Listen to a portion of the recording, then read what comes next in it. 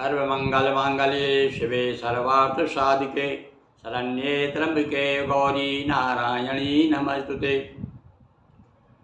श्री गणेश को सुमर कर अम्बा का धर ध्यान, सुनिए सज्जन प्रेम से यह देवी भागवत पुराण।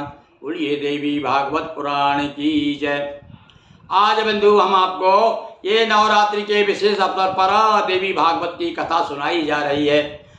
पिछले दिन आपने सुना कि किस प्रकार से वसुदेव जी ने नारद जी से कथा कराई थी, देवी भागवत पुराण सुनाया। प्रवचनकार कौन थे? पिछले दिवस नारद जी थे। आज फिर देखिए एक लिंग परिवर्तन हो गया भगवती की कृपा से, स्त्री से पुरुष हो गया। और बड़ी विचित्र कथा है। ये कथा है इला और सुद्दुम्न की। ये सुद्दुम्न और इला की कथा है। इसमें देखिए किस प्रकार से एक पुरुष और स्त्री हो जाता है, और वो स्त्री फिर बाद में देवी भागवत पुराण की कथा होती है तो फिर से पुरुष हो जाता है। बड़ी सुंदर कथा है। संभव है आप लोगों ने पहले सुनी हो, पर ये भैया भगवत कथा है, हरी चर्चा तो जितनी बार सुने। कहते हैं राम कथा जे सुनत अघाही, रस विशेष जाना तिन नाही। अरे कथाएं तो भैया सुनने से कभी कोई अघाता ही नहीं है। हाँ, हमारे मन में बस भक्ति का अंकुर होना चाहिए। वो धीरे धीरे प्रस्फुटित होकर के पौधा हो जाता, पौधा फिर बड़ा वटवृक्ष बन जाता है, और जब वटवृक्ष बन जाता है तो उसकी छाया में जीवन हमारा सकुशल व्यतीत हो जाता है। तो सुनिए आज की कथा। देवी भागवत कथा सुना रहे हैं हम आपको, और नवरात्र के शुभ अवसर पर।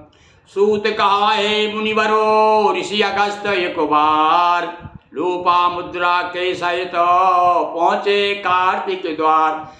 पति पत्नी दोनों, इनकी श्रीमती का नाम मालूम है आपको? अगस्त जी। अगस्त ऋषि थे, और पहले भैया सारे ऋषि लोग तो जो थे सन्यासी साधु सन्यासी ऋषि जो थे सब सपत्नी रहा करते थे।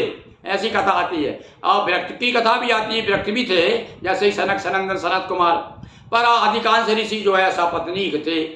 तो अब देखिए आप लोपा मुद्रा को साथ लेकर के अगस्त ऋषि एक बार जो है कहाँ पहुँच गए? कार्तिकेय जी के पास में, स्वामी कार्तिक के पास में पहुँचे। अब ये कथा।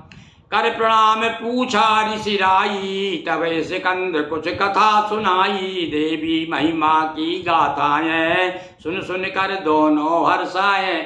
अब इनके बीच में भी भगवती देवी की चर्चा हो रही है। कौन कौन के? अगस्त जी और स्वामी कार्तिक के बीच में।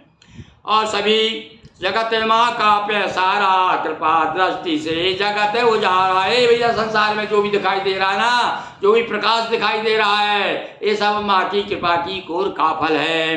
देवी भागवत माँ का रूपा, सुनो महात्म परम अनूपा।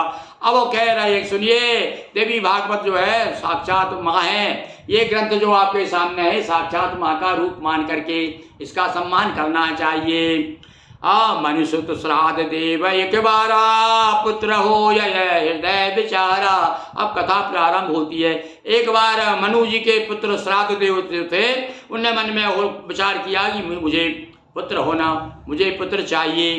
तो गुरु वशिष्ठ समीप तब आए, गुरु पुत्र यज्ञ करवाए। दशरथ जी की तरह जो स्थिति दशरथ जी की थी और वही श्राद्ध देव की थी।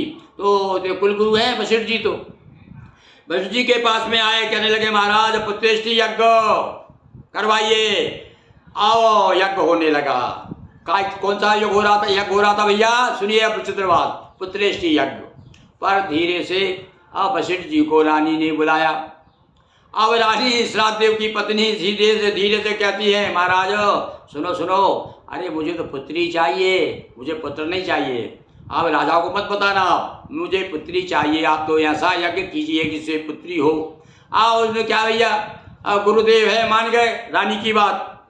तो श्रद्धा रानी कन्या चाहिए, हवन समय गुरु चाहे निभाई। और श्रद्धा की रानी जो थी, और उसने चाहा कि मुझे तो कन्या चाहिए। सुना प्रकट पे आते रजमाना, पहिला नाम रखा संताना। और जब भैया जन्म हुआ तो पुत्र चाहते थे, पर हुई पुत्री। चाहिए थी बेटा संताना, और बेटी क्यों दीनी भगवाना। विचार करने लगे राजा, अरे मैंने तो बेटी की कल्पना नहीं की थी, ये पुत्री कैसे हो गई। गुरु तप बल तब पुत्र बनाया और इला पुत्र तुमने कहाया। और भैया सुनो, ये कथा संक्षेप में बता रहे हैं हम आपको। अब जब पुत्री हो गई तो राजा बड़ा नाराज भी हुआ होगा रानी के ऊपर, बताया होगा ये रानी, गुरु ने कहा कि भैया मैं क्या करूं, तुम्हारी रानी ने तो कहा था कि पुत्री चाहिए। अब तो चलो ठीक है, नहीं बोले मुझे पुत्री चाहिए, तो फिर तो भैया अपने तपस्या के बल से उस पुत्री को, वो लड़की को फिर लड़का बना दिया। कौन ने? वशिष्ठ जी ने। देखिए तपस्या का बल, देखिए कितना बल था उनमें। प्रकट हुआ हो वस्व सवारा और भ्रमण हेतु कानन पगधारा। कुछ समय के बाद में वह राजकुमार जब बड़ा हो गया तब तो घोड़े पे बैठ करके सवारी और जंगल में भ्रमण करने के लिए गया। वहाँ शिव शापित था वन और पहुंचा तुरंत गया स्त्री बन। लड़की के रूप में तो हुआ ही था, पर वशिष्ठ जी ने उसे पुत्र बना दिया, अब पुत्र भी हो गया। देखो अब आप क्या हुआ, एक और ऐसे वन में चला गया जहाँ भगवान शिव और पार्वती विहार करते थे और वो शापित हो गया था, क्योंकि वहाँ पर दूसरा प्रवेश कोई कर जाए तो स्त्री हो जाए, ऐसा श्राप दे दिया गया था। तो ये वो भूल से चला गया वहाँ, तो फिर जाकर के स्त्री हो गया। अब चला साथ बुध प्रेम प्रसंगा, गया वहाँ शिव शापित था वन, पहुँच कर तुरंत गया स्त्री बन। चला साथ बुध प्रेम प्रसंगा और रहा वहाँ पत्नी बन संगा। और बड़ी विचित्र बात हो गई, अब वो राजकुमार से तो क्या हो गया, बोले स्त्री हो गया, जवान स्त्री, सुंदर स्त्री हो गया। इतनी सुंदर युवती हुई कि वो चंद्रदेव के पुत्र है ना बुधो, वो मोहित हो गए इनके ऊपर। कौन के ऊपर? ये सुतमुनि के ऊपर।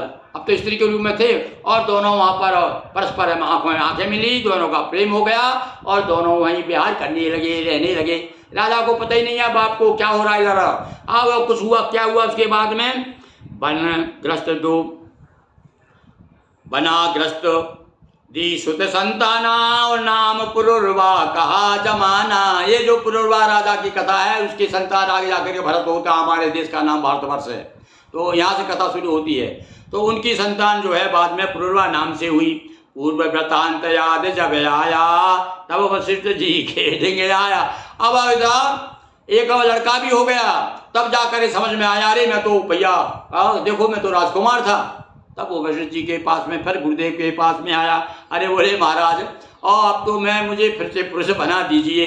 देखो भैया ये पुराणों की बात लोग समझते को कपूल कल्पित है।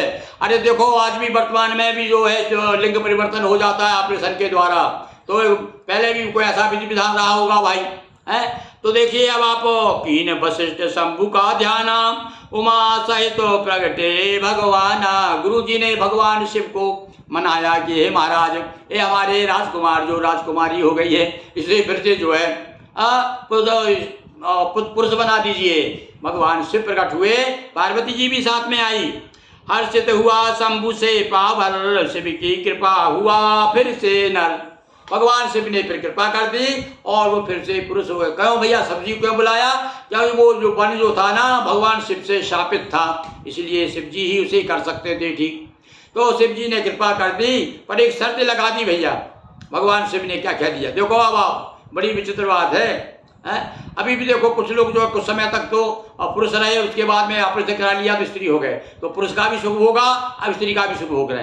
तो ऐसा इसमें भी बड़ी विचित्र कथा आई है कि यहाँ पर हर महीना बारी बारी क्रम से होगा नर अरु नारी। एक महीना स्त्री बन के रहता था, एक महीना वो पुरुष हो जाता, पुरुषत्व जाग जाता था। पार्वती से विनती कीनी जगत मात विनती सुन लीनी। कहा वशिष्ठ जाओ नृप गेहा और देवी भागवत पाठ सुनेया। तब वशिष्ठ जी ने राजा से कहा आप घर जाइए और देवी भागवत का पाठ कराइए। देवी भागवत पाठ सुनाओ, जाओ मन वांछित फल पाओ। जाइए देवी भागवत पुराण का पाठ कराइए। देवी भागवत है मम रूपा, पढ़े सुने मेटत भव कूपा। पार्वती जी ने कहा, पार्वती जी स्वयं कह रही हैं कि ये देवी भागवत जो है मेरा ही स्वरूप है। जिस प्रकार से भगवान श्री कृष्ण का जो भागवत के बारे में कहते हैं कि श्रीमद् भागवत साक्षात परम ब्रह्म श्री कृष्ण का विग्रह है, उन्हीं का रूप है। इसी प्रकार से ये देवी भागवत जो है पार्वती जी कह रही हैं ये मेरा ही रूप समझो। देवी भागवत श्रवण करो पुरुष हुआ सुदुम्न सुनकर जगदम्बा कथा भय अगस्त ऋषि मग्न। बोलिए दुर्गा जी की जय, नर्मदा मैया जी की जय, हर हर महादेव शंभो। हाँ भैया, हम तो आपको ज़्यादा समय नहीं लेंगे और कथा तो बहुत समय तक चलती रहेगी, पर 9 दिन तक तो भागा विशेष रूप से मैया की महिमा का गान करेंगे। वो तो कथा सुनिएगी आप, और समय बहुत बीच बीच में आपको नई नई कथाएं सुनाएंगे। आप वैसे तो भैया 9 दिन में पूरी कथा तो हो नहीं सकती, इसलिए इसके मुख्य मुख्य प्रसंग आपको सुनाएंगे, उसका आनंद लीजिए। और ये कथा चलती रहेगी, फिर आप जहाँ तक ये पूरा नहीं होगी तब तक हम आपको इसी प्रकार से समझाते रहेंगे। बोलिए दुर्गा महारानी की जय, उमापति महादेव की जय, नर्मदा मैया की जय। मंगलम भगवती रेवा मंगलम मंगल प्रदा मंगलम शैलस्य कन्या मंगलायै तनोसरी। और ऐसे सेवासन नर्मदा मंदिरम में भगवती नर्मदा की कृपा से आपको नवरात्र में देवी भागवत पुराण और साथ साथ में आपको और भी चीज़ें सुनाएंगे देवी जी के बारे में कि भैया नवरात्र मैया जी की पूजा किस प्रकार करें, दुर्गा पाठ का सरल विधि क्या है, दुर्गा जी को 9 दिन में कौन से दिन कौन सा भोग लगाना चाहिए और कौन सी तिथि का क्या फल है, और देवी जी के 9 रूपों की पूजन हो रही भैया विशेष रूप से नवरात्रि में। प्रथम शैलपुत्री, द्वितीयम ब्रह्मचारिणी, तृतीयम पूरे जो 9 रूप है देवी के, उनकी कथा भी हम आपको रोज सुनाएंगे साथ साथ में। तो ये कथा देवी भागवत तो चलती रहेगी और साथ साथ में ये कथाएं हम तो चाहते हैं पूरे दिन नवरात्रि में आपको कथा सुनाते रहें। और यदि आपको फुर्सत है, आपने यदि उपवास किया है, व्रत किया है, ज्वारे रखे हैं, मैया के घट की स्थापना की है, तो आप भी जो है प्रसन्न होकर के 9 दिन की छुट्टी ले लीजिए, कोई कहीं काम कर रहे हैं तो, और 9 दिन देखिए आराधना कीजिए मैया की, साल भर की पूरी ऊर्जा पूरी शक्ति आपको साल भर के लिए प्राप्त होगी, ऐसी हमारी मान्यता है। बोलिए दुर्गा महारानी की जय। अंत में हम सब हमारे हृदय से कामना करते हैं कि देवी भगवती आप सब पर कृपा करती रहें। बोलिए दुर्गा महारानी की जय।